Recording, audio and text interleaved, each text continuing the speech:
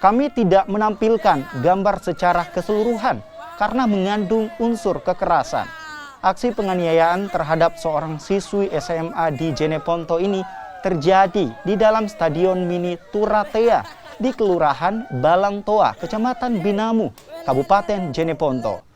Akibat penganiayaan, korban alami luka dan juga trauma. Polisi yang menerima laporan kini tengah melakukan penyelidikan atas kasus kekerasan yang diduga terjadi pada 3 Desember 2021 lalu tersebut. Yes, jadi terkait dengan peristiwa adanya pengeroyokan terhadap korban yang diduga siswi dari SMK 8, benar kami sudah terima laporannya dan segera kami akan tindak lanjuti dengan proses penyelidikan. Penyidik dengan segera melakukan pemanggilan terhadap orang-orang yang ada kaitannya dengan.